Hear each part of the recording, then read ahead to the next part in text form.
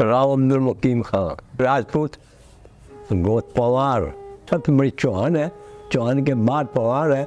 चौहान जमींदार था और पवार गरीब था लेकिन दलेर था। मशहूर है कि भाई 82 लोग आ गए थे ना मांगने के लिए जी। उसने तो चौहान के पास गए तो उसने तो भर दी उसकी थाली हीरे जवाहर पैसों से। तो पवार बेचारा गरीब आदमी था, गैरतमंद था, दलेर था। मैं तो भी गरीब आदमी, मेरे पास अब कुछ नहीं है। पता नहीं सच्ची नहीं लगती, उन्होंने अपनी गर्दन काट के उसकी थाली में रख दी थी। और वो फिर उसे मिरासी ने अब क्या किस तरह से मशहूर है, उनने वो गर्दन उठा के रख दी, वो फिर जुड़ गई और वो जिंदा हो गए। वो थोड़ी सी हमारी गर्दन टेढ़ी में रहती सी बात है, बिल्कुल सीधी नहीं होती कि सब यार ये अच्छी सीधी नहीं होने वाली। मैं पीएफ में ट्रेनिंग कर रहा था ना, हाँ जी मियाँ जी साहब थे, मियाँ लेकिन इंस्ट्रक्टर मेरे जी। ना मैं इतना वाकिफ ना मैं वो वाकिफ। बार बार आए, ख़ास परेड का मौका, मेरी गर्दन सीधी नहीं करे। उसके साथ हमारा एक राजपूत इलाके का रांगर था, मेरे पे मिला है मेरे साथ, छोड़ पड़े इसको, ये गर्दन सीधी होने वाली नहीं है, तुम जितनी मर्जी सीधी कर ले। ठीक कहा अल्लाह जो सच है सही है। तो इसलिए है दिल्ली में उनका यही था कुछ जो हमने सुना। लेकिन कहते मिला सब ये राशियों की बनाई हुई है चीज़ें, क्यों बड़ी वो तारीफ़ करते थे जब उनको लेना देता ना। हाँ जी। वो मार के सब राशि को फिर वो सरदार सब सारा फोड़ भगाते थे। अरे यूँ था, पवार तो बड़ा दलेर था, और ये था वो था, बहुत पटांग बातें करे। तो ये सुनी अगर लजा में क्या था क्या नहीं था, वाकई इसमें कोई शक नहीं। पवार गोट और चौहान अंग्रेज़ों के खाते में भी है, चलता है, वो भी जानते हैं। इर्द गिर्द 12 गाँव थे मुसलमानों के। खैरनी था एक इलाका, उसमें फौजी अच्छे थे। सैंपल था, उसको छोटा था, बैसी, निगाना और इस तरह के मुझे पूरे याद नहीं।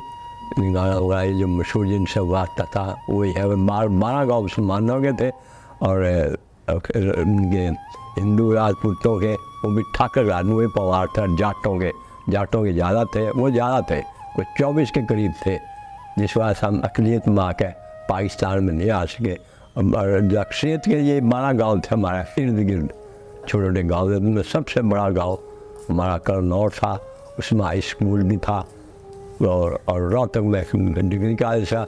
यहाँ तक कि हमारा डिवीज़न में भी सिर्फ मैट्रिक स्कूल था। और वो हमारे फर्स्ट बार में पता नहीं किस तरह के वो जो विक्टोरिया का दर्जा अव्वल सालदार मेजर संदर खां हुए थे। विक्टोरिया दर्जा अव्वल हुए थे अंग्रेज़ों के ज़माने में। मतलब 1857 में थे या फर्स्ट बार में थे। उसकी वजह से वो स्कूल हमने बनवाया था। इस इलाके में हाई स्कूल कहीं भी नहीं था, पूरे इलाके के लोग आके हमारा करनौर के पढ़े हैं। उसकी फिर वो उसी का नाम का स्कूल उकाड़ा में है। अच्छा, उकाड़ा शहर में MBI स्कूल एक साइड पे सड़क के ऊपर तहसील रोड के ऊपर है। सेंट्रल मुस्लिम, उसका नाम central Muslim Rajput high school in bracket में लिखा करनौर। और इंडिया में भी इसे नाम से मशहूर था वो। तो अब भी इसकी ब्रांच वहाँ उसमें, लेकिन गवर्नमेंट के काफ़ी अर्से आ चुका है, लेकिन है वो अब भी वो स्कूल है उकाड़ा शहर में है। तो यहाँ पे अफसर हमारे राव सिकंदर वगैरह और काफ़ी जो बड़े बड़े अफसर जिम्मेदार थे उकाड़ा में हैं। वो यूँ तो कई एक ओरिजिनल में, लेकिन सबसे ज़्यादा उकाड़ा में, हम भी उकाड़े से यहाँ फौजी स्कीम के तहत आ गए थे। मोहल्ला था हमारा बड़ा पाना, उसके बाद फतेह खानी मशहूर है करनौर के, जैसे बढ़ा है ना हमने किन्नी खैल वगैरह। हाँ जी। जैसे वो हमारे वो फतेह खानी खैर पैसे किस्म के लोग थे जी। इतने पढ़े लिखे थे नहीं, फौज में थे, लेकिन आपस में लड़ते मिलते रहे थे।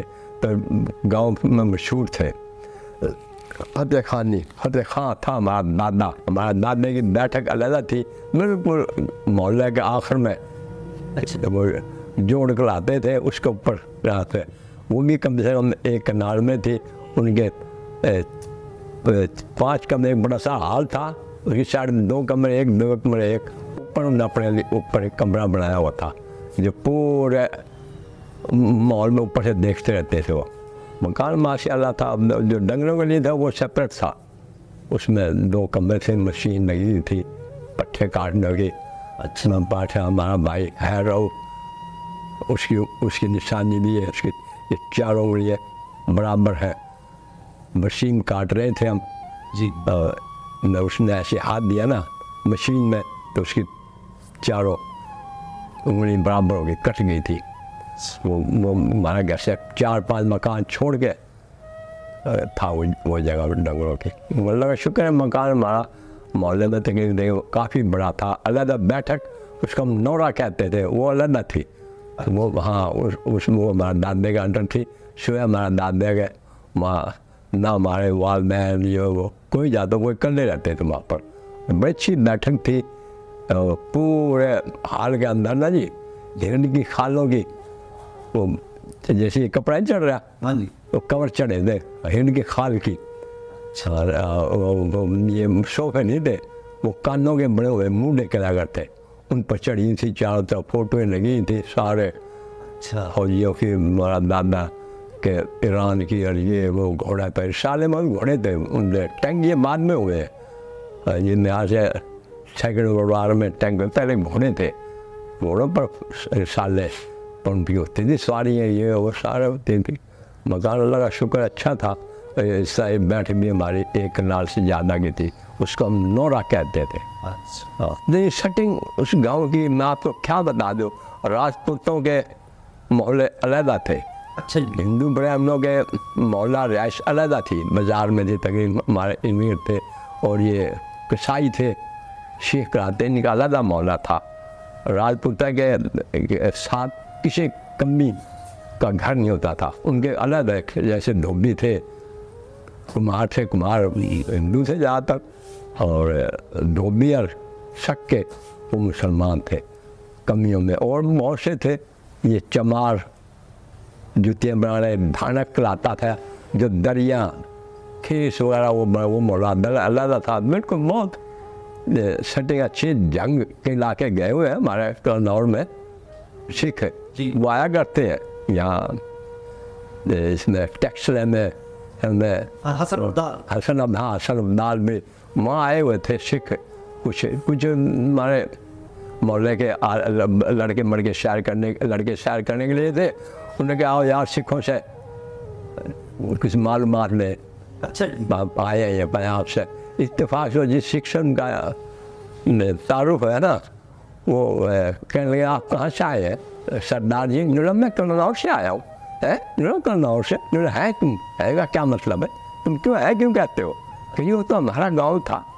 अच्छा अनुला उस गांव का कोई बड़ा मुद्दा दे मुझे मिलाए। अच्छा क्यों ना उसकी सेटिंग उस गांव के ना जंग से गए, लेकिन ऐसी सेटिंग ऐसा नक्शा शायद ही मैंने मगरबी पंजाब में उसका देखा हो। जो रास्ता उसने ये खूबी बताई, जो रास्ता निकल गया ना जी, तो वो सीधा निकला बाहर, दोनों तरफ से चारों तरफ से। कोई मोहल्लेदार ये वो यानी बड़ी सेटिंग थी। आपके तो अब यहाँ ये सोलिंग मर रही है, उन दिनों आधे ज़्यादा गाँव में हमारी पक्की गलियाँ थी। अच्छा कोई फ्लश सिस्टम तो था नहीं, लेकिन सिस्टम था। जमादार हम लोग चूड़े कहते थे, वो सारा काम करते थे साहब। उनको क्या बेचारा मिलता था, दोनों फसलों पर उनको दाने मिलते थे, वो इसमें भी खुश थे। लेकिन थे वो मिलते थे। किला नाम का बाजार किस तरह था? बाजार जैसे आपका मियारी का ना, इससे भी लंबा था। हमारे मोहल्ले से आके ओ पड़े सराय की तरफ जा खत्म होता था। अच्छा बाजार था, और शहरी माहौल के मुताबिक बाजार था, क्योंकि हमारे गांव के लोग पढ़े लिखे थे। काम बड़े पहले एक बड़ा दरी आती थी, मार्केट से वो हमारे मोहल्ले से निकल के बड़े पाने से 12 दरी के साथ अस्पताल था, डिस्पेंसरी किस्म का सही था। दाखिला तो नहीं होता, लेकिन अस्पताल अच्छा था रूट के मुताबिक। उसके बाद वो बाजार बिल्कुल इसी बात को सीख कहेंगे सीधा, बिल्कुल सीधा बाजार जाओ था। मोहल्ले में थी दुकानें, लेकिन जो मेन बाजार था जी, जैसे मियाली का बाजार आपका पिपलार का भी है, ये तो छोटा था, बहुत बड़ा बाजार था। उसमें हर किस्म की ज़रूरियात की चीज़ थी। और बिल्कुल सड़क पर सराय थी, वहाँ बसा का अड्डा था, वो जाती थी ज़िला अशार की तरफ चढ़ जाती थी रोहतक से। दिल्ली से आगे रोहतक से आगे कन्नौर, फिर वो हिसार पूरा ज़िला है। उसमें वो सड़क नहीं थी, बाजार माशाल्लाह काफ़ी बड़ा था जी। जी वो जैसा गांव आपको बहुत ही कम मिलेगा। थाना था वो बाहर, थाना बिल्कुल बाहर था, सड़क से पार। उसी साथ पर हाई स्कूल था, हॉकी ग्राउंड था, हॉकी के हमारे इलाके के कुछ फौज की वजह कुछ सारे दिल्ली तक खेले चैंपियन थे अच्छे। और राव संदर खां जो था ना जी, विक्टोरिया क्रॉस लग जाओ अव्वल, उसकी वजह से उसने हाई स्कूल बनाया था। उसकी आस औलाद थी और उनकी ज़मीन उन्हें जाके यूपी में मिली, राव जमशेद और उनके औलाद को। कायद आजम राव जमशेद के पास जब पाकिस्तान बना था कसमगढ़ में, उनके पास जाकर ठहरता था राव जमशेद, राव संदर खां, विक्टोरिया का जाओ पूरे हिंदुस्तान में जी उनको मिला। उसकी वजह फिर उनने उनके लड़का हॉकी का था, शौक था, उसने हॉकी का ग्राउंड बनाया होता। फुटबॉल के इनसे लेकिन हॉकी के ज़्यादा प्लेयर से, फुटबॉल तो यहाँ फिर आके फौज में या मगरबी पंजाब में आके हमने देखे वहाँ सिर्फ हॉकी का था। इस वक्त ये पार्टीशन हुई ना जी, जी बड़ी बदअमनी थी, चारों तरफ गाँव की खंदक खोदी हुई थी। तो लोग ये मशवरे थे कि हमला कर दो जाटों पर, क्यों कर दो, वो हमारे पे हमने क्यों नहीं, हम पहले उन्हें पर हमला कर दें। फिर जो हमारा दानश्वर था ना उस ज़माने का, मेजर जनरल राव इमदाद अली खां, ना सालदार मेजर, उसकी बड़ी कमांड होती है सालदार मेजर की साले में, बड़े दानश्वर आदमी थे। उन्होंने कहा नहीं भाई ऐसे नहीं, एक कमेटी बने। उन्हें फिर कमेटी बनाई थी पूरे गाँव के मर्द से। उनके सरबराह थे सालदार मेजर इमदाद अली खां, एक सालदार महफूज अली खां थे, एक हमारे दादा थे, हमारे दादा का नाम राव शेर जंग खां, मोहम्मद अहमद रफ़ी मतलब सी दादा का नाम था राव जमादार नायब सालदार शेर जंग खां। ये पूरे तीनों गाँव के वो सरबराह कमेटी बनी कि जिस तरह ये मशवरा देगा आप लोगों ने वही करना है, इसके बाद नहीं चलना। ऐसे हुआ उनका मिसाल थे और बहुत से दिए थे सरगर्दा। फिर उसके बाद यहाँ पाकिस्तान में आकर air vice marshal Rao Abdul Niyari के देश कमांडर भी रहे, एयर कमांडर थे। फिर एयर वाइस मार्शल रिटायर गए। उनका फिर जो थे अच्छे जरदारी के ज़माने में हुए वो चीफ एयरफोर्स के नियारी भी रह गए, वो राव कमर सुलेमान, राव कमर सुलेमान एयर चीफ मार्शल रहे। वो भी किन्नौर के थे। हाँ वो लाहौर के थे, छोटे पाने उनका मोहल्ला था, वो काड़ा में थी। फिर वो लाहौर आगे से रहे, उनका वालिद था। लेकिन मुझे नियारी मिल गए, वो फ्लाई लेफ्टिनेंट थे, इंस्ट्रक्टर थे। अपना वही फ्लाई पहना हुआ था ड्रेस। मैं वर्दी में अपने लड़कों से गपशप मार रहा था। वो आगे वो क्लोथिंग स्टोर हमारे अंडर आता था, वो आगे वो आते मेरे से कह रहे आप राव अब्दुल मुकीम है? कहा जी सर। मैं फिर आप राव कमर सुलेमान हुए? ना हाँ बिल्कुल, मैं वही फ्लाइट हूँ, मैं यहाँ क्लोथिंग स्टोर में जब से गपशप हुई थी। उन्होंने फिर अपना थोड़ा तारुफ कराया था, मुझे भी पता मुझे चीफ होएगा और वक्त वक्त मिलते, लेकिन था बड़ा शुरू से एक्टिव, बड़ा हमारे लोग मगरूर किस्म के लोग, बड़ा अपने आप को रिजर्व रखता था कि फजूल बातें हुआ ये वो। हमने अपनी कमेटी का बरादरी का उन पर बनाया, नहीं कभी नहीं आते थे वो। मेरे कहना वो नहीं आएगा ना, वो मुझे वो नौरिया वो कैसे आएगा, वो नहीं ना भी आता था। फिर अल्लाह ने इनको वो यहाँ से नियारी से बाद बन गए थे वो स्टाफ कॉलेज है एयरफोर्स का, शहर फैसल में कराची में ड्रिल रोड लाता था। फिर वहाँ के कमांडेंट अफसर है, एयर वाइस मार्शल बन गए। फिर एयर वाइस मार्शल जब रिटायर होया, इसके जरदारी के सदर इंतखाब रहा था। फिर उन्होंने उसको 2-3 ऊपर जिन्हें थे वो थे अच्छे किसान, बहुत बड़ा अच्छा एक्टिव मार्शल। इतने खास उनके ज़माने की बात तो कोई नहीं है, लेकिन अच्छा अपने पूरा में जो एयरफोर्स एक लाती है ना फ्लाइट सेफ्टी जी, वो उनके फ्लाइट सेफ्टी बड़ी अच्छी रही। और रेवड़ी थे जी, वो हमारे रोहतक जिले की थी, 10 मील था। जब छुट्टी आते ना फौजी आदमी, सब पहले रोहतक उतरते थे, वहाँ से कोई चीज़ चाल लेनी तो रेवड़ी थी। तकरीबन वो 2-3 ये क्या कहते हैं आपको गोलाई में इंच वही था उसका रेवड़ी, बड़ी प्यारी रेवड़ी होती थी वो गुड़ की। और कोरोना में ज़्यादा बड़ा इलाका था, चने होते थे हमारे इलाका में, जो बड़ा इलाका है चने। और तो को ख़ास ये पीते शीते तबू तबार को डाल देता था बड़ा नीचे और, लेकिन ज़्यादातर हुआ था जो गल्ला में उसको ख़ास मेवा तो नहीं थे, न बाग थे, वो दूर से हमने तो सभी था छोटा माल, लेकिन ज़्यादा पैदावार चने थे जी हमारे इलाके के। अच्छे बैल थे, अच्छा बैल ये छोटे मोटे नहीं इस तरह के, उनके बड़े बड़े सींग होते थे। हाँ बड़ा जैसे कहो बैल कहते हैं ये, आप क्या बोलते हैं इनको? दाल। हाँ दांत, वो बड़े बड़े मशहूर है, आप जो आपको सिंध में मिलेंगे। यानी कि इतने बड़े बड़े सींग होते थे उनके उनके उनके बीच में उनको पर चारपाई डाल दो, वो बहुत मशहूर है रोहता के सार के, अब भी है मशहूर वो। हाँ वाराणसी में बड़े ताकतवर होते थे वो, ऐसे छोटे छोटे नहीं होते, अच्छे अच्छे थे वो बैल, वहाँ के मशहूर है जी रोहता के सार के। बैल उनको बैल कहते हैं, डांड भी पंजाब में कहते वो से। और ख़ास कर फ्रूट वाला एक नहर लगती थी, वो सारा पानी के ऊपर होता है थी, वह गंदम भी होती थी, हर चीज़ होती थी, गंदम ज्वार बाजरा कमाद। ज़्यादातर हमारे इलाके में हिरन होते थे, हिरन बहुत तेज, उनके ग्रुप पे ग्रुप दौड़े ऐसे जंगल में फिरते थे। हमारा एक इंस्पेक्टर था, हमारा चकमन नंबरदार भी रहे लेफ्टिनेंट अब्दुल वहाब साहब, वो अंदर सालदार थे मिलिट्री कॉलेज जेल में, चीफ इंस्पेक्टर, यानी कि कैडेटों को पेड़ कराते थे। उनके साथ वो गए थे अंग्रेज़ हिरणों का शिकार खेलने के लिए, लेकिन वो बंदूक मारते हलाल नहीं करते, तो मार के फिर जिम्मा करके हलाल खाते थे।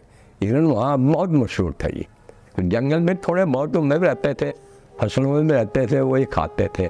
एक बड़ा अजीब किस्म का वाक़या है इनका हिरणों का, वो एक हमारे कैप्टन रिटायर हो गया है ना राव खुर्शीद अली, वो फिर गए हमारे मोहल्ले की तरफ था वो हिरणों का, हिरण का शिकार करने घोड़े पर चढ़ के। तो उन्हें एक काला हिरण बड़ा हेल्दी किस्म का था, मोटा ताज़ा बिल्कुल शाह काला रंग का हिरण चुड़ रहा था। उन्हें मौका देकर उसका फायर कर दिया, उनके एक टांग में लगी गोली, और फिर भी दौड़ता चला गया वो। उसके पीछे उन्हें घोड़ा दौड़ा दिया, आगे गए ना जी, वो गायब। हिरण तो एक पंडित ब्राह्मण जी बैठा था, एक कैर का दरख्त होता है, मिट्टी टिंडे लगते हैं लाल लाल, आपको मार दिया आपके आजम खान की ज़मीन में बार सड़क के साथ, वो बैठा हुआ पट्टी कर रहा था टांग में। उन्हें नहीं ख्याल था ये क्या है, ये हिरण। उसने पंडित जी, हाँ राव साहब, एक हिरण था काला रंग का, उसको मैंने गोली मारी थी, तकरीबन टांग में से गोली लगी और फिर दौड़ता चला, फिर गायब हो गया, आपने देखा है? राव जी कौन सी टांग में गोली लगी थी? वो तकरीबन मेरा याद है कि दाहिनी टांग में, और वो दाहिनी टांग में पट्टी बांध रहा था। वो आप गए हैं? जी हाँ मैं हूँ। तो यहाँ कैसे? जी यहाँ वो भी मुसलमान ने पंडित है ना, ब्राह्मण था वो चिल्ले करते थे, माला डाली हुई थी उसने, काला रंग का था, अच्छा सेहतमंद। कितने लोग, कितने वोट पंडित होंगे आपने? जी काफ़ी है जी। फिर अब क्या? जी उस दिन जुमेरात का दिन था, जुमेरात के बाद निकलते हैं हिरण की शक्लों में किस तरह के। और अच्छा मैं गाँव चलेगा? हाँ जी गाँव चलूँगा मैं, अब तो मेरा भेद ख़त्म हो गया मामला, तो कहा रहेगा ना ब्राह्मण में रहूँगा। फिर उसने कप्तान साहब ने, कैप्टन साहब, पूरे गांव में ऐलान किया जुमेरात को आइंदा कोई शिकार नहीं खेलेगा हिरणों का, और काले खासकर काले हिरण का। उसके बाद पाबंदी लग गई थी। तो इस तरह वो ब्राह्मण थे ना जी, बड़े, जैसे अपने हैं पीर मुरीद, वो हिंदुओं के पीर मुरीद थे और चिल्ला कहते थे, उनका खुदा में भी यकीन था, खुदा एक बार बुत परस्त तो नहीं थे वो, लेकिन बस उन्हें अपने बनाए हुए थे, लेकिन एक खुदा को मानते थे, रसूल को मानते, माला करते, वो अपना देश बदल लेते थे। उसके बाद कभी नहीं हिरण थे, और बाहर से भी लोग अंग्रेज़ वगैरह थी उनकी हुकूमत, वो शिकार करने के लिए आते थे।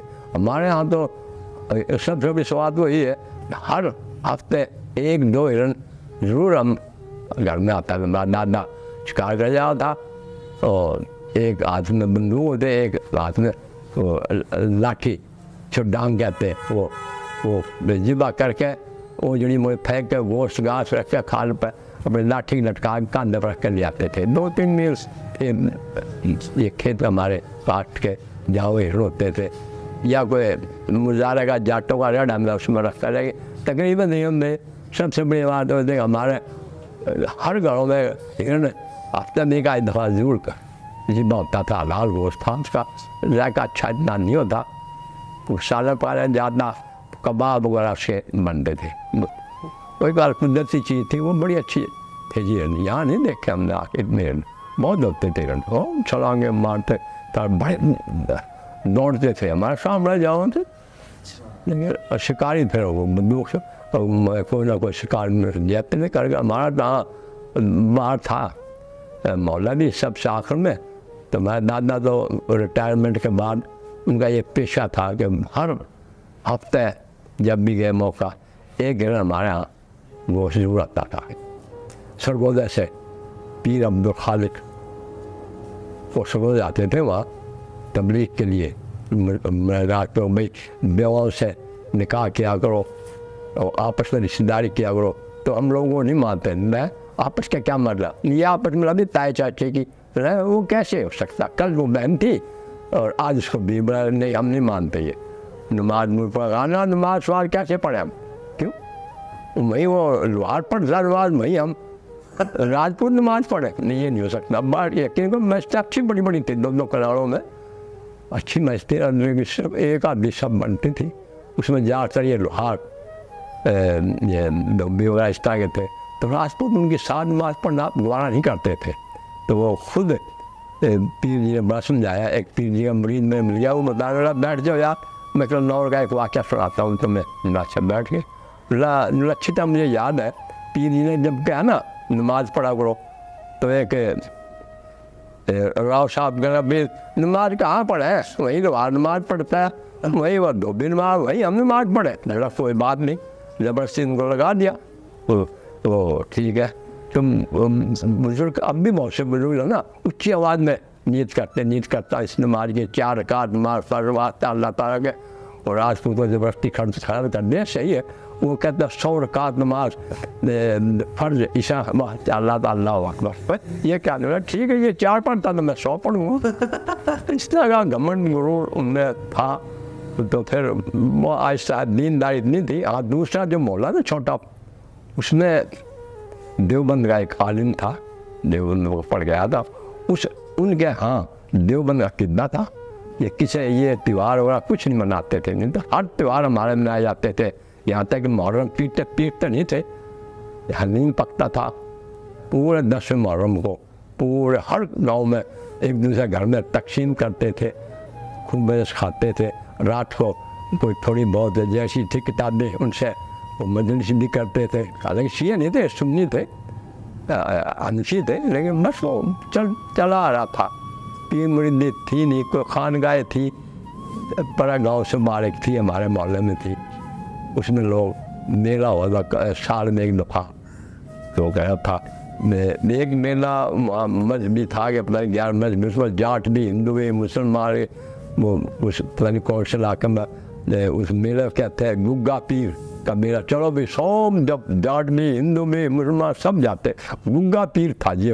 मुझे ये नहीं पता वो था नज़दीकी, लोग पैदल जाते थे, गड्ढों में जाते थे, टांगे वगैरह बसें जाते थे, कच्चा रास्ता था, वो जरूर था ये। तो साल के साल मेला होता था। और हिंदुओं के त्यौहार थे, ये होली है, और एक दो रंग फेंकते हैं, और ये एक और त्यौहार था दिवाली। ये 2 मज़हब चलते थे, लेकिन के कोई मुसलमान इनके मज़हब में दखल नहीं देता था। तो देखने जाते थे, औरतें मर्द वो सब पर वो आपस में एक दूसरे से होली खेलते थे, रंग फेंकते थे, बराबर करते थे। लेकिन औरतें जो ब्राह्मण लोग हमने देखे ना हिंदुओं की बाकायदा उस काम करती थी, घूंघट निकाल कर दुपट्टा मुँह से नीचे तक रखती थी, बेपरने बुरखा नहीं रिवाज था। सीधा बुर्खा था, मुसलमान उनमें कोई रिवाज है, लेकिन फिर भी पर्दे में आती थी, वो काम करती थी। और किसी मुसलमान की कोई मजाल नहीं था उनको कोई छेड़े या कुछ कहे, कभी नहीं थे कुछ किस्म के लोग, लेकिन कभी ऐसे वारदात, कभी गुंडागर्दी की नहीं सुनी आपस में।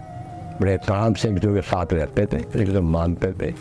एक दिवाली के मौके पर ना हिंदू ब्राह्मण जो थे घर घर पतासे, इतने बड़े बड़े पतासे, फुलियाँ, हर एक एक बंदे की लिस्ट थी, सबको देते हैं दिवाली पे।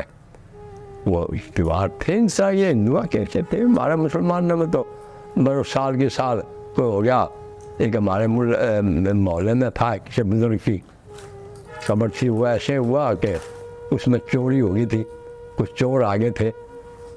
जब वो चांदी के में सोना को उस पर झोल था, वो निकाह उठा के लेके चोरी करने लगे ना, वो वहीं पकड़े गए, चिप गए थे, निकले, फिर सुबह वो खोल लेते। फिर उसके बाद तो और मशहूर हो गया था वो। फिर उसके साल के साल वो नीला करते थे। एक फौजी भर्ती हुई ना रोहतक में, 2 आदमी गए, एक में था वो कमी किस्म का आदमी, पहले उसकी काल आ गई। अंग्रेज पहले कौन पूछता था, तो क्या कौन है तेरी, बोला ये राजपूत। ये मार राजपूत था ना, उसको बड़ा गुस्सा आया, ओए मैं तो रह गया आज, वो फिट हो जाएगा। नहीं, अच्छा कोई नहीं, जब मेरी काल आएगी मैं निपट लूँगा। तो गए अंदर, उसकी भी काल आ गई। हाँ भी क्या कौम है, मेरी कौम है अल्लाह मियाँ। वो अंग्रेज का है, यार खुदा खौफ कर, कभी अल्लाह मियाँ की किसी कौम हुई है। बोला हाँ, जब एक कमी राजपूत बन सकता है तो फिर राजपूत कहाँ जाए, ऊपर खुदा तो नीचे राजपूत। हमारी एक यूपी से सहारनपुर से एक बारात गई थी, 3 दिन रुके थे। हमारे फूफा गए थे, छोटे अपना बहुत बड़ी वो हर मोहल्ला में एक सराय वो पर्च कराती थी, जहाँ पंचायतें होती थी, ब्याह शादियों वाले रुकते थे। ये नहीं थे हमारे ये जैसे आजकल है शादी हाल वाला, नहीं, बड़े बड़े वो थे, बड़े छोड़े हुए थे, हम उनको फर्श कहते थे। उसमें एक शादी में मौलाना हुसैन अहमद मदनी, वो हमारे उससे छोटे पाने के किसी मस्जिद घर में उनके सहारनपुर से बारात आई, तो उसमें वो आए थे। अच्छा, 3 दिन रह के हमारे गांव में रह गए। फिर जो जानते थे ना, पता चला कि वो हुसैन अहमद मदनी साहब आए हुए, उनके इर्द इकट्ठे हो गए। क्या जी बताओ माल्टे जेल की तरीफ पे। बोला नहीं बच्चों, अभी आप बच्चे हैं, आपका ये काम नहीं है, जो थी हो चुका वो आप किताब को पढ़ लेना। हम छोटे गाँवों से रिश्ता करते लड़की का, लड़कियाँ करते हैं, लड़कियाँ नहीं करते थे। लड़की का उन छोटे गाँव में एकदम मुआज़ब किस्म के लोग नहीं थे, वो चोर डाकू भी थे, राजपूत हम अक्सर मशहूर। तुम सब आपस में लड़की का नहीं, लड़की नहीं देते थे, हम उनकी लड़की नहीं देते थे। इस पर इतराज़ भी था इन छोटे गाँवों को। बड़ी भारी पंचायत हुई थी हमारे गांव में, जिसमें कि सदर बना था तारा सिंह, मशरक़ी पंजाब का गवर्नर था, राजपूता सिख था। वो सदर्रा फैसला करने के लिए आया था। उनने फिर वो क्या ना कि जी कि हाँ ये बात है, और ये बहुत सवाल उन्होंने पेश किए थे। और ये हम भी राजपूत हैं, ये भी राजपूत हैं, लेकिन ये हमारी लड़की नहीं देते हैं और अपनी लड़की नहीं देते। तो बोला जी ठीक है।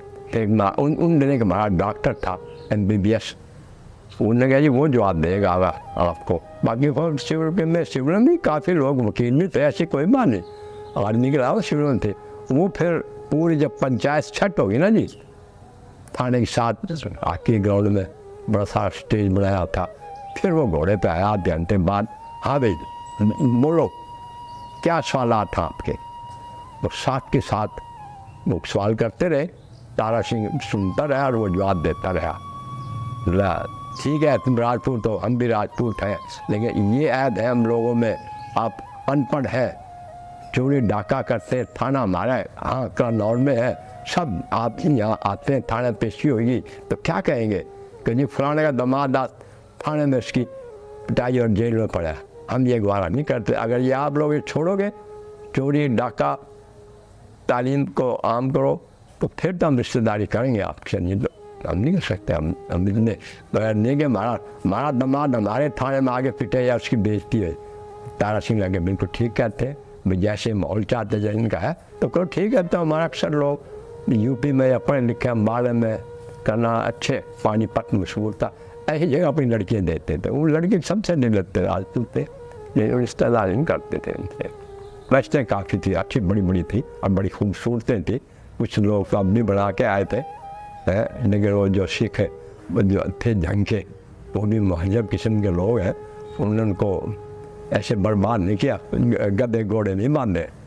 उन्हें से अपने चर्च बना लिए, गुरुद्वारे बनाए। उनमें थे 9 गुरुद्वारे, लेकिन बहुत कम थे। वैसे तो हर मोहल्ले में, हर कबीले में एक मस्जिद 2 मस्जिद जरूर होती थी। लेकिन आप अपने मोहल्ले की, अब अपने ख़ानदान की, हमारे थी एक ही मस्जिद नहीं, हमारे फतेह खानियों में बहुत बड़ी मस्जिद थी 3-4 कनाल में, और वो बड़े बड़े गुम्बद दोनों थे। आवाज़ भी नहीं थी ज़रा सी, लाउड स्पीकर नहीं, उसमें वो आवाज़ गूंजती थी थोड़ी सी भी। 47 में तकरीबन हम ये मार धाड़ ख़त्म हो गई। हमारे एक चचा थे यहाँ, इनकी बड़ी दुकान थी सोसाइटी की, मुल्ला जी कराते थे, मोहम्मद दरीस खान दाढ़ी थी।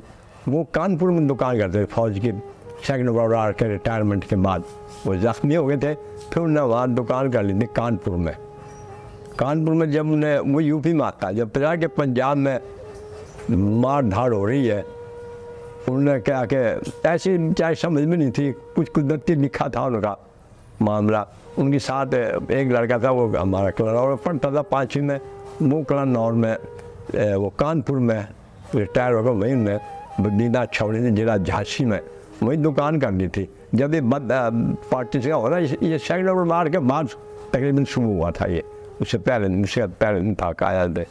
तो ये था कि भाई उम्मीद ये थी कि ये मगरब मार मशरक़ी पंजाब दो पाकिस्तान बन जाएंगे, लेकिन बाद में कैसे थे वो मार उनका सफ़र ये है, वो कानपुर से गाड़ी का सफ़र, ज़्यादा बसें नहीं थी। दिल्ली के 2 स्टेशन थे, न्यू दिल्ली थे, एक दिल्ली शहर का था।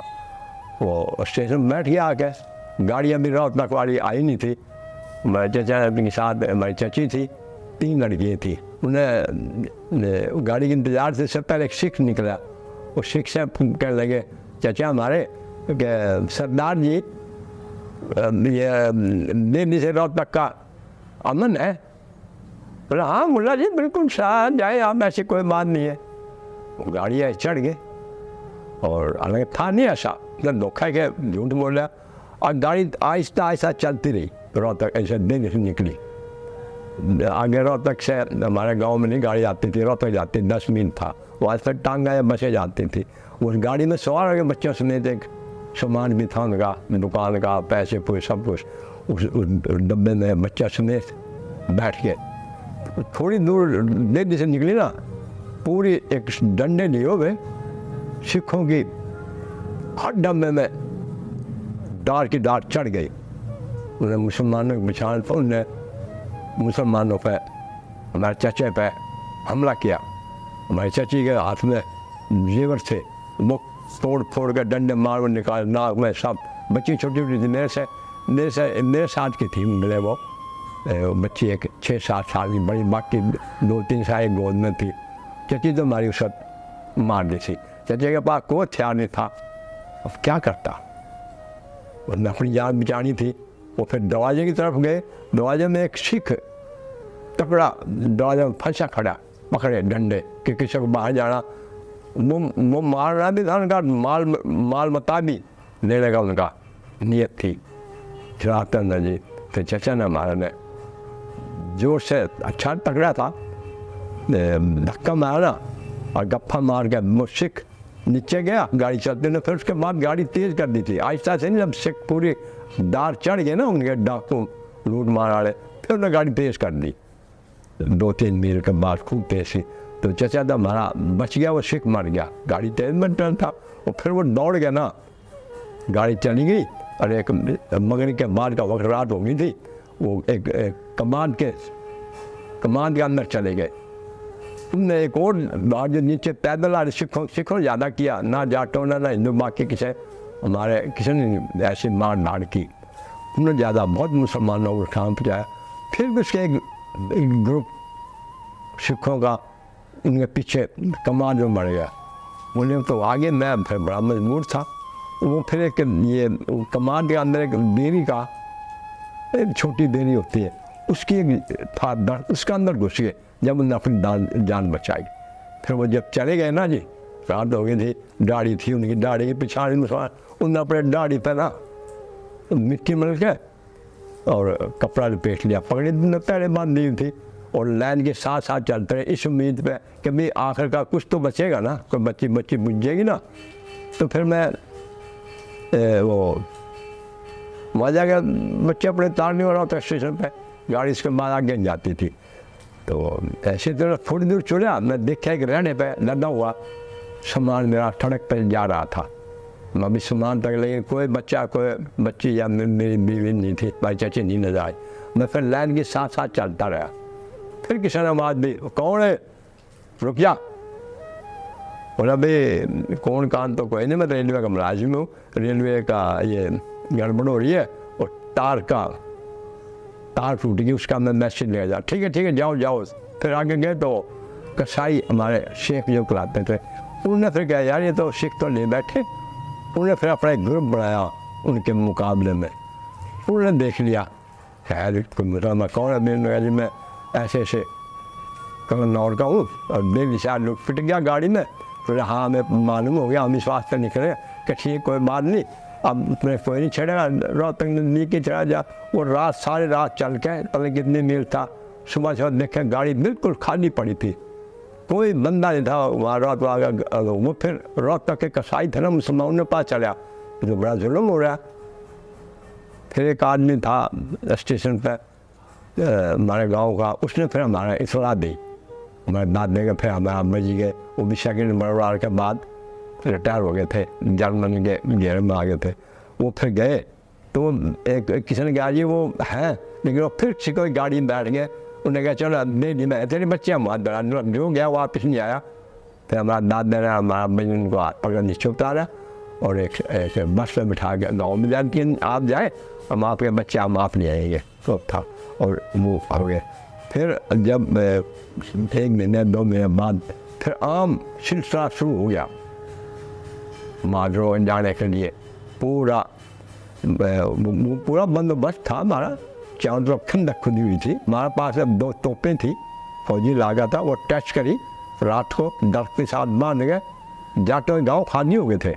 अच्छा जी। हाँ वो फिर रोहतक सिख पुलिस आई थी, मेरा सुना आपके पास तोप है, और ये आदमी बढ़वा ली थी कहीं से। बोले नहीं कोई नहीं, देख लो। उन्होंने बड़ी तलाशी ली, लेकिन वो तोप तो कपड़े में धरा उसकी लपेट मार के सर पर उठा के छप्पड़ के बीच में डाल दी थी। वो उन्हें ख्याल ही नहीं था, वो नींद ली थी उनको हो गई थी। तो मैंने फिर सिलसिला शुरू हो गया, ऑर्डर हो गए मकान दागता लिखा गए, और कि जो भी ऐसे पाकिस्तान में छोटू राम था जाट वजीर भालियात, उसने आ गया जाट अपने गांव में कह दिया कि भाई ये अब हमारे भाई थे जो कुछ भी थे, ईरानगढ़ जा रहे हैं, पाकिस्तान बन गया है और ये मगरबी पंजाब में जाएगा। तो ये क्या हुआ, तो बड़े रोए बेचारे के, तो बहुत बुरा हो गया ना, बस हो गया। उस वक्त फिर सिलसिला शुरू हो गया। भाई बने हुए थे, हमारे मुजाहिर थे, बाकायदा पंचायतों में आते थे, उन्होंने कोई अच्छा नहीं की, बिल्कुल भी नहीं। जब वो तोप चली ना फिर वो रुक गए थे, क्या कोई ऐसी बात नहीं है, तो हमने टेस्ट करने के लिए चलाई थी, हम तुम्हारे पर हमला नहीं था। बहुत रहे वो कि ये क्या होगा भाई, अब तो वापस में प्यार हो मत आना जाना, ब्याह शादी में पंचायतों में एक दूसरे की दिल्ली में बैठते थे। तो फिर वो ये फिर इस तरह यूँ सिलसिला जब ऑर्डर पक्का हो गया ना, शुरू हो गया, फिर अमन सा हो गया, बंद हो गई। लेकिन फिर भी काफिलों को लूटते थे सिख ज़्यादातर गड्ढों में, सारे सबके पास तो सोर्स नहीं था ना फौज का, सारा हमारे पास फौज का सोर्स था।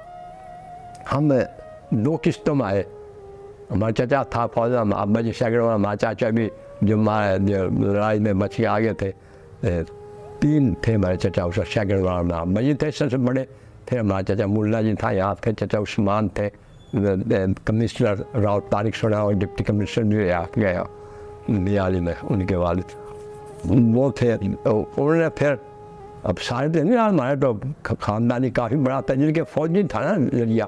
फिर ने पाकिस्तान से फौजी ट्रक भेजे हर ज़िले में। हमारे ज़िले में आए थे तो मालूम है अंग्रेज़ों का बंदोबस्त था। साथ एक गाड़ी के साथ एक सिख था, स्टेन गन उसने पकड़ी थे, गाड़ी के बीच में खुलता था, उसमें मोड़ चढ़ा।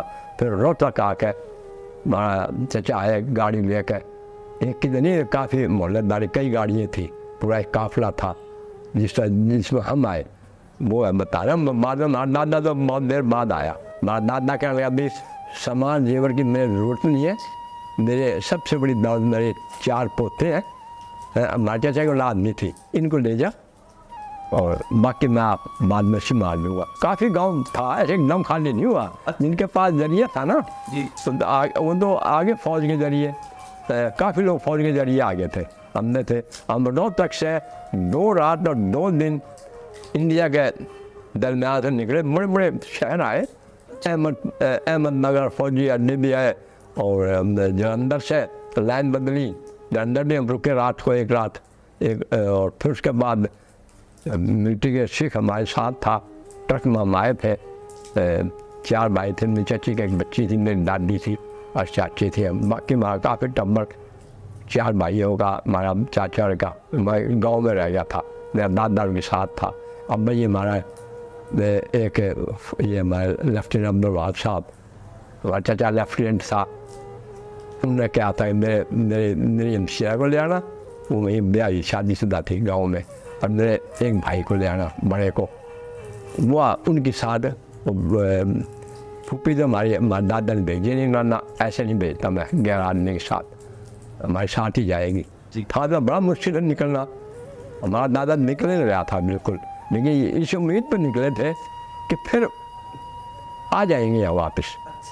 लेकिन वो बस ऐसे ख्याल था, लोगों की उम्मीद थी, लेकिन वैसे नहीं आया। तो निकलना लाजमी था। ऑर्डर ये था जो रहे हिंदू बन के रह सकता है, मुसलमान की हैसियत थे वो यहाँ नहीं रह सकता। इस बिना में हमारा थे, लेकिन ये उम्मीद थी ये तो फिर दोबारा आना पड़ेगा। जो हमारा सफ़र का है ना जी, वो आपको बड़ा औखा था, बड़ा इंडिया के दरमियान में से। इंडिया बहुत एक बड़े आजम है, बहुत वसी इलाका हमने वो देखे, बड़े बड़े बादशाहों की, राजाओं की, वो मुगल खान की वो शिकार गाय और जंगल भी देखे, खौफनाक रहता। वहाँ से निकले, रात को हम सफ़र नहीं करते थे, पूरा काफिला था ट्रकों का, 3 टन जैसे फौजी गाड़ी देखी होंगी आपने, उनमें वो भरी हुई थी, सामान भी था, थोड़ा मोड़ा फौजी इंतज़ाम था अंग्रेज़ों का, राशन पानी सब हमारे साथ था। रास्ते में लेने का नहीं, रात को अपना पकाते थे, अपना खाते थे। एक जगह एक सराय में रुक गए, एक हिंदू पजामा पहना हुआ, अचकन पहन कर, टोपी गांधी कैप ओढ़ कर आ गया उस चपरासी पे जो चौकीदार था। उसका खूब गुस्सा हुआ, ये क्यों तुमने रोके यहाँ पर? हमारे चचा गए तो भाई वो बेचारा कह जी मैं कहने कह जी थोड़ी देर हम खाएंगे पकाएंगे, हम चले जाएंगे रात को।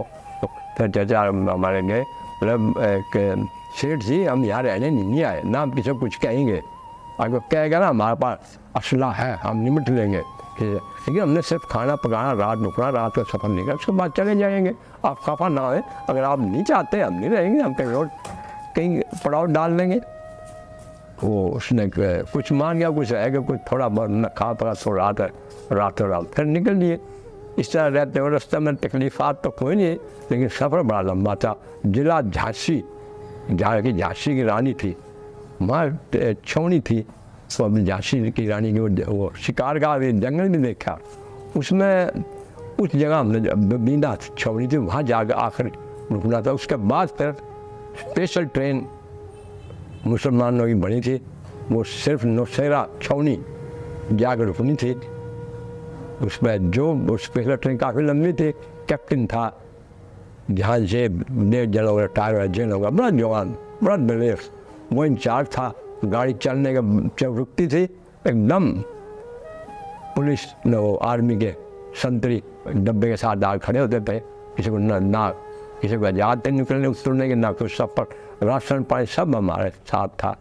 हम तो इस तरह भाई बड़े अमन से आए। सच्ची बात, एक जगह फायरिंग हुई थी हमारी पंजाब में, जब मशरक़ी पंजाब मगरबी पंजाब में दाखिल हुई ना, वो था हिंदुस्तान का इलाका, वहाँ की एक सिख ने फायर कर दी थी स्टेन का, लेकिन 2 फायर हुए, एक सालदार के बाजू में से गोली निकल गई थी, उसे पर कैप्टन ने गाड़ी रोक दी, सिख को पकड़ लिया, उसका स्टेशन का हवाला किया, लेकिन उसे रूट चेंज कर दिया। बड़ा काबिल और दलेर था वो, गाड़ी चलती थी फिर चढ़ता था वो गाड़ी में, जैसे गार्ड करता है ऐसे। खैर बाल हुआ हमारा सफ़र, हमने शेर तक सही सलामत बिल्कुल अमन शाह रूट बदल दिया था, क्योंकि लाइने में नीचे बंद रखे हुए थे। जो बाकी जगह कोई जरिया नहीं था ना, वो लोग फिर गाड़ी बैलगाड़ियों या ये हमारे राजपूत हिंदू और ये जाट ये अपनी गाड़ियों में छोड़ के गए बॉर्डरों पर पाकिस्तान के। ये अरुणाबाद की बॉर्डर है, लाहौर की बॉर्डर है, इस तरह ज़्यादातर राजस्थान हिंदू लोग मुसलमानों में छोड़ने आए। हाँ जो हमारे साथ है वो हिंदू, ये जाट और राजपूत, बाकी सिख नहीं कोई नहीं दिया। वो बाकायदा अपने रेड जिनका कोई इंतजाम नहीं, बाकायदा बॉर्डरों पर काफिले फोटो देखे होंगे गाड़ियों बैलगाड़ियों में, वो छोड़ के गए। जैसे अरुणाबाद भावलपुर की तरफ वो राजस्थान की बॉर्डर लगती है, राजस्थान की जहाँ भी था वो छोड़ के ऐसे गए थे। अब इतनी बदम नहीं है हमारे इलाकों में, इतनी मार धाड़ नहीं थी, अक्सर इलाकों में थी। हमने देखे खून खराब में लोगों के मौत, लाखों के हिसाब से लोग मारे गए थे। हाँ, लेकिन हमारा इलाका ऐसी बिल्कुल सेफ था। ये होता किसी में किसी गांव में कोई किसी हिंदू ने या कोई अटैक में कोई नहीं गया, बल्कि खुद वो बेचारे अपनी गाड़ियों में या कोई जरिया छोड़ के गए बॉर्डरों पर। हम तो खैर अक्सर हमारे लोग आर्मी के थ्रू आगे थे। एक गांव था राजपूत का, वो कह लगे हम तो यहीं रहेंगे। वो हिंदू कह रहे ठीक रहोगे, हिंदू बन जाओ। वो हिंदू बन गए थे, उन्हें चोटी भी रख ली थी। वो बाकायदा फिर कह दे चोटी रखो, रहो हमारा जो अकीदा उसका बात चलो। फिर हमारा गांव में पता चला ना ऐसे 7 तारे गांव में तो हिंदू हो गए। फिर वो गए, उनको क्या वो खुदा के बंदो ये क्या कर रहे हो तुम, हो सकता है तुमने अच्छी जगह वहाँ मिल जाए। हमारा दादा भी सबसे आखिर में गांव से निकला था, और वो उन्हें ज़बरदस्ती पुलिस आई थी रोहतक से, उन्होंने कहा जिम्मेदार साहब हमने जाना पड़ेगा, अगर आपने रहना है, आपकी 2 फैमिली आपकी और आपकी बेटी की फैमिली है, तो हिंदू बन के रह जाओ, हमें कोई एतराज़। अच्छा ये नौबत है ना भाई। मेन चीज़ थी उनके पास राइफल, वो देना चाहते थे, लेकिन वो आपको जलंधर में कॉरस्पॉन्डेंस करेंगे वो मिल जाएगी, आपको दे दो देगा वाले। और जब में जाना है कि उन्हें वो भी आपका जाने का पाकिस्तान सबब बना देगा। हमें कहीं बोल के आपने मेरा बेटा है लेफ्टिनेंट शालपुर में, उस पर वायरलेस चेक हो के गाड़ी भेजे, फिर मैं जाऊँगा। 3 टनर पूरी आई, मेरे 2 फैमिली है, बच्ची कुछ चले गए हैं। वो फिर उन्हें बकायदा लाहौर से फिर शालपुर वो आगे। फिर चचा ने हमारा पूरा 3 टनर हमारे गाँव में आया था लाहौर में, जब जाके वो उसमें आए थे। जब ये वो 3 टनर ट्रक लाता है, काफ़ी बड़ा, ये आर्मी के देखूँगा आपने बड़ा ट्रक, और उसका नाम 3 टन होता है। वो ट्रक में फिर आए थे, और ये पार्टीशन जब ये गाँव खाली वैसे खाली कर नहीं रहे थे हमारे लोग थे ना कि हम नहीं जाएंगे। फिर बाकायदा वहाँ से अंग्रेज़ों ने एक हिंदू राजपूत मेजर जनरल के साथ कहा भेजी, पलटन भेजिया को फौजी इंतजाम से भेज जाओ, वो तेरे राजपूत आदमी है और वो गांव खाली नहीं करना चाहते। वो क्या चाहते हैं क्या? वो आया, उसने फौज वहीं छोड़ दी रोहतक में। अब जीप में खुद आया कल्ला, ड्राइवर साथ 2-4 अफसरों देखा आया, और पता चल गया भी ऐसे ऐसे एक मेजर जनरल आ रहा, और वो आप समझा कर हमारे दादा और मेजर जनरल इमदाद अली ना शारदा में इमदाद अली खान, मैं फिर तीनों ये गए, बाकी कोई नहीं जाएगा। सराय के पास थाने के पास जीप रखी उसकी, वो बाहर निकला, और शारदा में इमदाद बहुत बड़ा इंस्पेक्टर था आर्मी में शारदा का, वो मेजर जनरल ना देखा इसे बड़े बड़े मेरे उस्ताद खड़ा है, उन्होंने उसको गप्पा मार दिया। उन्होंने जो बयान था रात था है, उस्ताद आप घबराए हुए, कौन जाता घबराए हुए, मैं कोई घबराया। अब मकादा हम नहीं छोड़ना चाहते अपने का। अच्छा जब मैं भी आप लोगों को कुछ नहीं कहता, मेरे क्या मजा आ रहा है, मैं अपने उस्ताद को वो इंस्ट्रक्टर है शानदार में जो मेजर जनरल का था, बिहारी राजपूत था, उसने कुछ नहीं कहा, वापस जाकर रिपोर्ट दी थी। मोदी बड़े मुनज़्ज़म तरीके से रहते हैं, खंडक खुदी हुई है, तो उनका निकालना बड़ी पावर ही निकाल सकते हैं, आप नहीं चाहते। तो कायदे आजम के और लियाकत अली का मुआशरा आया, भाई ये राय देखा, उन्होंने क्या तो उन्होंने ये कानून पेश किया, इस तरह अगर रह सकते हैं ना, इस तरह नहीं रहेंगे, हिंदू बन के नहीं रहेंगे। फिर वो आहिस्ता आहिस्ता को आर्मी के थ्रू गया, कोई अपने दांत गया, कोई जाटों के टाउन से गया, इस तरह फिर वो सफ़र न मतलब नहीं था हमारे इलाके पूरे राजपूत इलाके में किसी के साथ मार धाड़, मतलब जब सफ़रों में होगी तो रास्ते में होगी तो होगी, बाकी कोई बड़ा मसला है, तकलीफ तो थी, गाँव को छोड़ना पता आपने बड़ा मुश्किल होता है, लेकिन वो बात रही नहीं जो थी ना कि हम हिंदू में रहते थे जैसे भी थे, लेकिन वो यहाँ हमें है बहुत सारा फ़ायदा उठाया, लेकिन हम तो बहुत कुछ लिहाज से ना जी, हमें तो वो सहूलतें, वो दबदबा वही थी, सारा मार तक वो धागे मगरूर घमंड वो हमारा ख़त्म हो गया, नहीं टिका ही नहीं हुआ। ये सवाल है कि ये जो 71 साल आपको हो गए हैं उधर से आए हुए, कभी इत्तेफाक हुआ वापस जाने का? नहीं, हमारे गए हैं काफ़ी लोग, इसके ये अपनी लड़ाई के बाद, ये सन 85 की लड़ाई के बाद कुछ लोग जिनकी वाकफियत थी, वो कानून ये था जो वहाँ जाने का, जिसका कोई दोस्त कोई रिश्तेदार यूपी वाले जाते हैं, हमारे यहाँ तो कोई रिश्तेदार किसी की वहाँ सब 100% लोग आ गए थे वहाँ से, तो जो हिंदुओं से थी वहाँ पे वो ख़त लिखते था, वो ख़त अंदर में दिखाना पड़ता था कि देखो जी उन्होंने मुझे बुलाया है तो हम अब जाएंगे, वो फिर उनका पासपोर्ट बना था। हमारा मेजर जनरल अमराव था मशरक़ी पाकिस्तान का, वो रहा है एडमिनिस्टर, माशाल्लाह एडमिनिस्टर रहा अयूब के ज़माने में, वो फिर हिंदुस्तान के जब दौरे पे गया ना जी, वो गया था गांव में देखने, पूरे गांव में फिर के आया, बड़े बड़े उन हिंदू ब्राह्मणों से सबसे मुलाकात हुई, बड़े शौक से मिले, एक जमादारनी थी सुपर, वो में उसने मेजर जनरल को रोक लिया, दे दो अमराव है, अमराव से दे दो, वो जमादार ने पहचान लिया, उसने जाना हाँ मैं हूँ, अच्छा पुरानी जमादार नाम पता नहीं क्या था, उसने उससे बातचीत करी, कोई नहीं माहौल मिलते जाने, अब भी जाते हैं जो यूपी के है ना जिनकी रिश्तेदारी है वो जाते हैं, हम हमारा से कोई नहीं गया, एक गया था एक आदमी, वो गुज्जर था हमारे हिंदू, फौज में भी था, उसने उसको बुलाया था, उसके घर का 3-4 दिन बड़े से खाता तवज्जा की, उससे वो सन 85 की लड़ाई में उसका एक बाजू में चोट आ गई थी, उसको एक बराबर ज़मीन मिला था, मतलब ये ज़मीन रहा, वो ज़मीन आपके एक राव रियासत की, इसमें मुझे एक बराबर मिला हुआ है, वो बस 3-4 दिन बड़े इज्जत से मिले, कोई ऐसी कोई बात नहीं, तरीके से जहाँ पासपोर्ट वीज़ा से रहे कुछ भी नहीं, बड़े इज्जत से मिलते, उनका मुकाबला इंतजाम होता है जी। आखिर में आप वो अपने देखने वालों को, क्योंकि पूरी दुनिया जी आप वीडियो देखेगी, आपका कोई पैगाम कोई ख्वाहिशात हो तो आप प्लीज़ ज़रूर बताइएगा।